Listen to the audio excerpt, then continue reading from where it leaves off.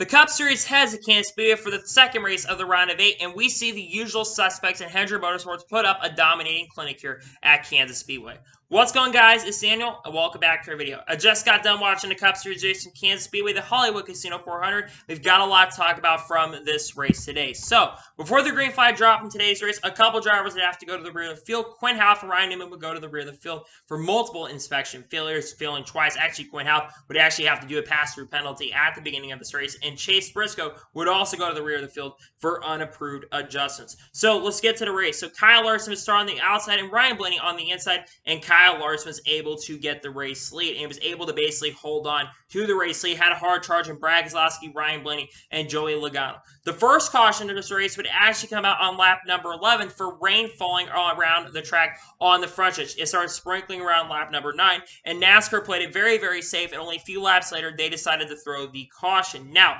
they actually, at that time, would basically decide to put a lining holder because there had been lining around the track, but NASCAR decided about 10 or 15 minutes later, they decided to go ahead and lift that lining hold, and they decided to get back going, and they would go back racing. So, you had Kyle Larson on the outside and Brad Keselowski on the inside, and Brad Keselowski actually was able to take the race lead on the restart, but a few laps later, Kyle Larson is able to get back the race lead from him.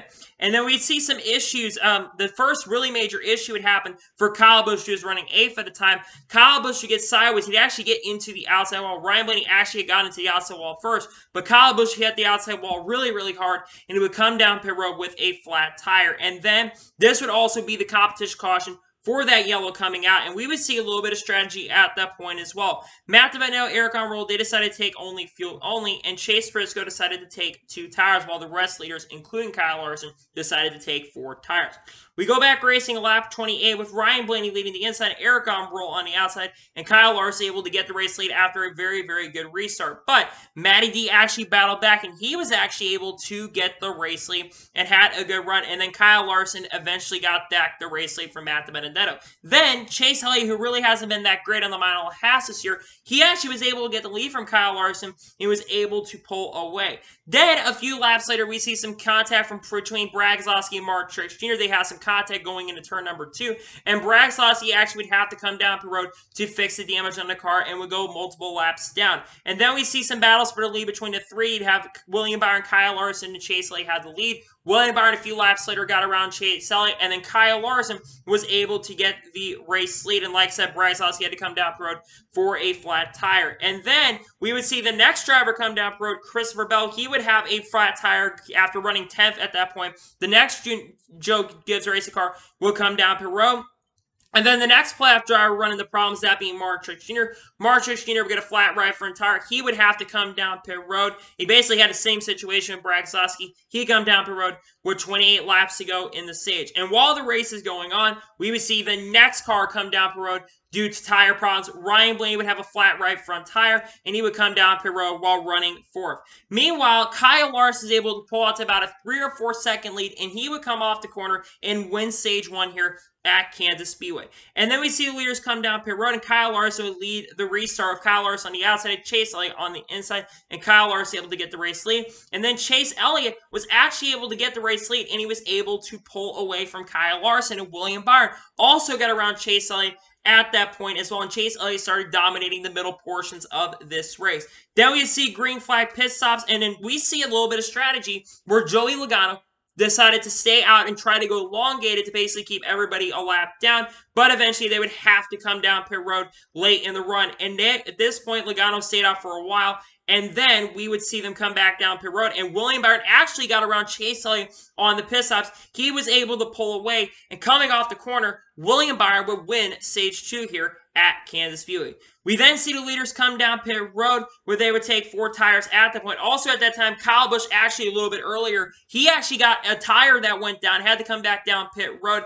At that point, had a lot of damage on the car, and he would go multiple laps down. But like I said, William Byron would win stage 2 here at Kansas Speedway. We then go back racing a lap 168 with Kyle Larson on the outside and William Byron on the inside, and William Byron was able to get the race lead. And then racing started getting really intense. We see Tyler Reddick actually take it 3 wide, and Kyle Larson got the lead, and William Byron would remain in second. And then, with around 100 laps to go in this race, we would see some trouble for Anthony Alfredo, who got into the outside wall with a flat tire, and Tyler Reddick actually got the lead with that contact. Anthony Alfredo almost collected Brad Keselowski at that point. He was able to not get any damage. And then we would see some strategy in this race with guys like Tyler Reddick, Kyle Larson stayed out, while Chase Elliott and the rest of the leaders decided to come down pit road. So on the restart, you have Tyler Reddick on the inside and Kyle Larson on the outside, and Kyle Larson able to get the race lead. Meanwhile, Tyler would drop all the way back to 8th position and would drop all the way to the back. And then eventually on the fresher tires,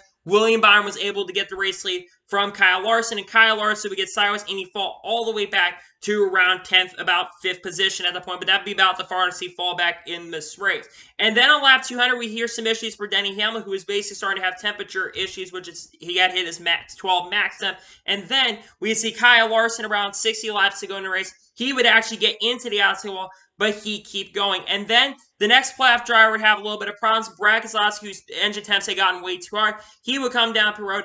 And unfortunately for Brad Keselowski, he would get affected. With around 50 laps to go, Ryan Newman would spin off of turn number 2. He had gotten a little bit sideways, had a flat right front tire at that point, and unfortunately, he bring out the caution. It's really unfortunate because he had a really fat, Brad Keselowski was starting to charge his way back up to the front, and that took him out. I feel bad for Ryan Newman because Ryan Newman really wasn't having a great day to begin with, but it was unfortunate to see that. Then we see the leaders come down pit road, and William Byron actually won the race off pit road. However, William Byron would have to come back down pit road once again after having one of the best cars, and probably not one of the best car in the field. William Byron actually would have to come back down pit road for loose lug nuts on the car. So on the restart, you have Kurt Busch on the outside and Kevin Harvick on the inside, and Chase Elliott was able to take the race lead. And then, with around 38 laps to go, the final caution of this race would come out, with Austin Dillon getting loose going into turn number 1. Really nothing he could do. He just got loose going to turn number 1. He would come up, and unfortunately, he would clip Ryan Blaney, and Ryan Blaney would hit the outside wall really, really hard. Unfortunately, because of the damage to Ryan Blaney, that unfortunately would take him out of the race. I know a lot of people are going to say that Austin Dillon should know what he's doing. It is what it is. He just got loose. It's not like some of the certain situations that have happened this year. Unfortunately, it was just a very bad situation where someone unfortunately got affected, but it really was nothing they could do in that situation. Austin Dillon got into Ryan Blaney, but it really wasn't his fault. He just got loose. And then we go back racing lap 229. With Chase Elliott leading the inside and Kyle Larson on the outside. And then we see basically take it 3 wide. At that point, Kevin Harvick did. And Chase Elliott got a lot of positions lost. And it became a battle between Kyle Larson and Kevin Harvick. Kyle Larson actually got the race lead from Chase Elliott. And then we would see Tyler Reddick, unfortunately, have to come down the road with a right front tire. He had basically made his way up to the front, but unfortunately, he had a right front tire to go down, and he would have to come down. And then we would see while Kevin Harvick lost a lot of ground, Chase Elliott started trying to get around Kevin Harvick. He eventually did that, and it became a race between could Chase Elliott catch Kevin Harvick. And Chase Elliott's car actually was a little bit faster than Kyle Larson's at that point. But unfortunately, the moment that really decided this race was Chase Elliott would get loose going in, I believe, into turn number 1. He would get into the outside wall, and Kyle Larson was able to pull away. And coming off the corner, Kyle Larson will hold off a hard-charging Chase Elliott, and he would pick up his 9th win of the 2021 season. And on a very, very illustrious day, he picks up his 9th win and his first win at Kansas, and picks up his 15th career NASCAR Cup Series victory, putting him tied for 54th on the all-time win list with Ernie Irvan. In my opinion, I don't think that Kyle Larson had overall the best car the longer we ran, but with the dirty air and all that stuff in the racing that we saw, it's very, very difficult to pass, and once you get the lead, it's very, very difficult to pass, but Hendrick cars are really, really fast. Kyle Larson picking up his 9th win and pretty much led almost most laps of the day, but probably not the best car, but you got to be right there in the right position. Kyle Larson with his 9th win of the year. Congratulations to Kyle Larson on picking up his 9th win of the year, and got to be a lot of momentum. The big question is, can they continue this momentum going into the final 2 races, which are going to be 750 races? That's going to be the thing we're going to have to watch going into the rest of the season. But now, let's go through the race results of today's event. Kyle Larson picks up his 9th win of the year. Chase Elliott finished second. I think Chase Elliott had a faster car than Kyle Larson in the second half of the race, but unfortunately his car was not really that good in the restarts, and getting to the outside wall late unfortunately cost him an opportunity to go at it. But a second place run did really going to help into positions and points. Great run for him. He finishes second in today's race. Kevin Harvick finished his 3rd. Really strong run for Kevin Harvick today. Had a very strong run. Top 5, top 10 car most of the day. Looked like he had a faster car than Kyle Larson in the end of the race, but unfortunately couldn't get around to Kyle Larson because, of course, the dirty air. But a 3rd place run. Great run for him as a whole. Kurt Busch finished his 4th. Kurt Busch ran this race in the top 5 of the majority of the day. Had a very, very fast car. Showed a lot of speed in today's race. He finished his 4th. Great top 5 run. Denny Hamlin finished his 5th. Denny Hamlin just keeps clicking off these top 5s and top 10s. He hasn't been the best car the last couple weeks, but a solid top 5 run regardless. Ran a top 10 all day. That's what he's going to need to do. He just has to have a really good run at Martinsville, and he should be able to advance to the championship 4.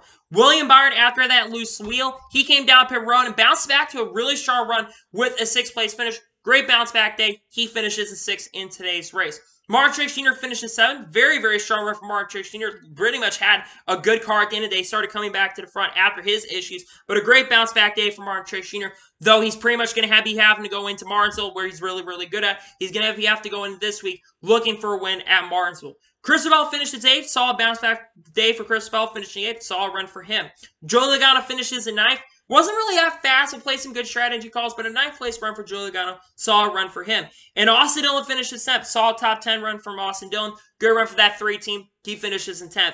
Alex Bowman finishes 11th. Probably the worst performing Hendrick car all day. Was in the top 10 a lot of his race, but kind of fell back as the runs went on. It wasn't as good on the restarts, but a 11th place run. He finishes in 11th. Chris Buescher finished 12th. Chris Buescher kind of came out of nowhere to finish in the top 15. He really was a nobody most of the day, running outside the top 20, but getting a top 15 run, not a bad run for Chris Buescher. He finishes in 12th. Ross Chastain finished 13th. Not a bad run for Ross Chastain. Ran a lot of this race in the top 10. Saw a run. He finishes in 13th. Bubba Wallace finishes in 14th. I want to give a shout out to Bubba Wallace. Bubba Wallace, I think, deserved a better finish than he got today because his car looked like a top 10 car. Unfortunately, it was, like I said, it was very difficult to pass, and Bubba Wallace, unfortunately, had a speeding penalty late in the race that unfortunately cost him a run. But a top 15 run with a 14th place finish, not as bad as a whole. His team has been showing a lot of speed and good run for Bubba Wallace today. Daniel Suarez finishes in 15th. Solid run for the Trackhouse team. I'm going to have to say that this Trackhouse team is definitely showing up at the right time at the end of this year. Great run for both new teams. 15th place under Daniel Suarez. Solid run for them. They were outside the top 20 of points today, but they bounced back and got a top 15. Great run for them. Michael McDowell finished 16th. Solid top 20 run for him. 16th place finish. Brad Keselowski, after having his issues late in the race, he finishes 17th. Cole Custer finishes in 18th. Chase Briscoe finished 19th. I've got to say that Chase Briscoe's definitely been improving as a driver this year has gone on. Only 2 races to go. Hopefully he's got a momentum going into the last few weeks. Parker Kligerman finishes in 20th.